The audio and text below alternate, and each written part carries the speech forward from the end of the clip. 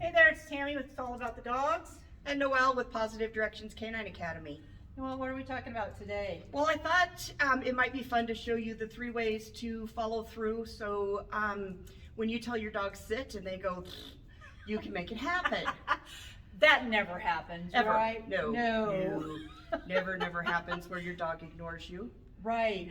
No. And I know one of the first things you teach in class is don't repeat commands. Yes. By repeating commands, you're actually teaching the dog to ignore you. Yeah. Yeah, and that you didn't really mean it the first time that you said it. And the more wiggle room that you allow your dog, the more wiggle room they're going to want to take. That's just like with kids. Yep, exactly.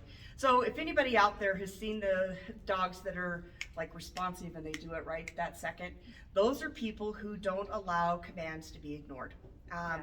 Now, you don't have to be militaristic. You don't have to have...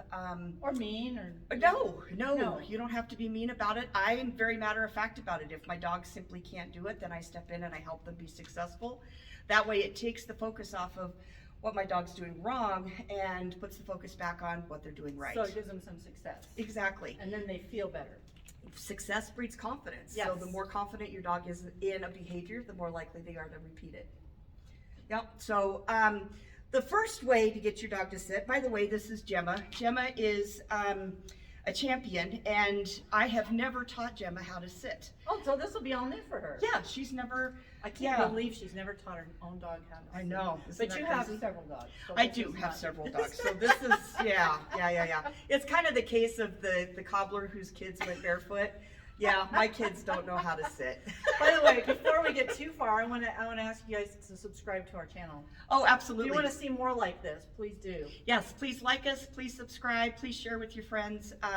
We really appreciate your following us and tuning in. Yes, Absolutely. absolutely. Yes. Okay, so Gemma's going to show you, number one, that she doesn't know how to sit. So if I put her up in a stand and I say, Gemma, sit, she's going to just stand here because that is a word that's foreign to her. Dogs have to hear a command about 500 times before it sinks in that this motion with this command equals that. Wow. Think about if you're learning a new language. It's going to take you a few times of repeating it and using it in a sentence and using it as you go to really start to feel comfortable with it and to understand what it is that and the you older need. I get, the more I feel that that's an issue. Yes. Me. Oh, and yes. that probably is the same with dogs. Yes. The older they get, the more you're going to have that come up against that. Yes, exactly. So your dog's body's built kind of like a teeter-totter. And if you direct one end of the teeter-totter up, the other end's naturally going to fall towards earth. How do you make that happen? I'm going to show you. So the first way, I call this one the magnet method. And the reason I call it the magnet method is because I use treats if I can figure out which pocket I stuck my treats into. And I attach it to my dog's nose like a magnet. Then what I'm going to do is I'm going to bring the nose up. And when the butt hits the ground, I say, sit. What a good sitter you are. Praise, praise, praise. And then I give the treat. So that method is really pretty easy to do. I'm going to demonstrate it for you again. It is, let's get my dog to stand. There you go. So we're going to go up with the nose and push back just a little bit, and the butt naturally falls to the ground. Then I praise my dog and tell them how beautiful they look when they're sitting. That's awesome. And then I give them the treat. I don't like to give food until after I've praised my dog because I want my dog to realize that treats are great, but they're not the reason we're doing stuff. Not all the time. Not all the time. And we're going to talk about treats in a future video. To treat or not to treat. To treat or to not treat. Okay, so the next way to get your puppy to sit, I call this one the Bruce Lee or the Karate Kid. Now, the reason I've named this so cleverly is because there's claim to fame is doing karate chops, not pushing people around. Right, because you don't ever want to push on this, right? Right, we don't want to push here because this is one of the major joints in your dog's body, and it's also the one that causes them the most problems with hip dysplasia and things like that. So we don't want to be pushing on joints. Well, and I've seen people do that too, and I'm sure you have a lot of people that come in your classes that are pushing. That. Yeah. Pushing. And I've seen people push so hard that their dogs actually kind of deform a little bit as they're moving down into the ground. So please don't be pushing on your dog's bottom. There's another reason that's slightly more academic, I guess. if you're gonna go in and you're gonna compete with your dog, one of the things that they have to do is called a stand for examination if you're competing in obedience. And that's where the judge touches here, here, and here. Ah. And if your dog's used to feeling pressure here and sitting, Poof. they're gonna sit and they're gonna blow the exercise. Yeah, So and then you it's- get disqualified and that sucks. Yes, So- exactly. So what you're gonna do is you're gonna grab a hold of your dog's collar with whichever hand you're comfortable. I'm right hand dominant, so that's typically what I do is I grab with my right hand. Then I start my left hand here, up where the collar's at.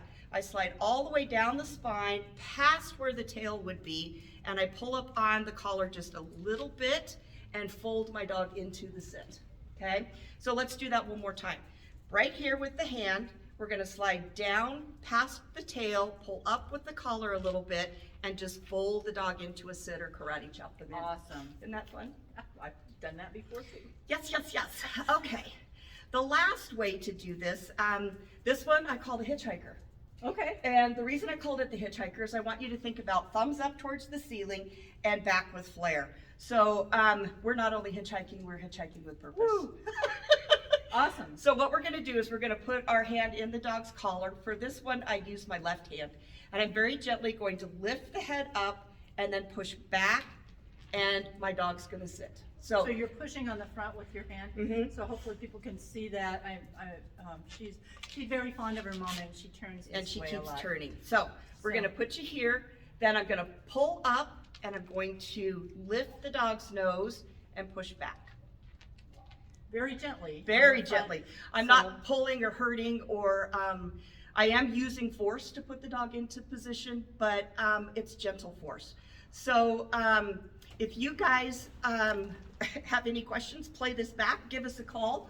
We'd be happy to help you any way that we can.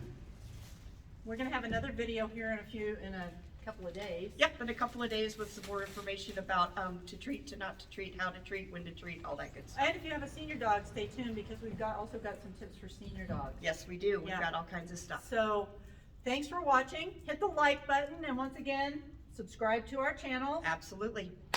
And there's 2 channels. There are 2 channels. Yes, there's. It's all about the dogs in Positive Directions Canine Academy. If you have any questions, you need to call Noelle or go to her website and sign up for a class if you're local. Absolutely. Thank you, Awesome. guys. Have a great day.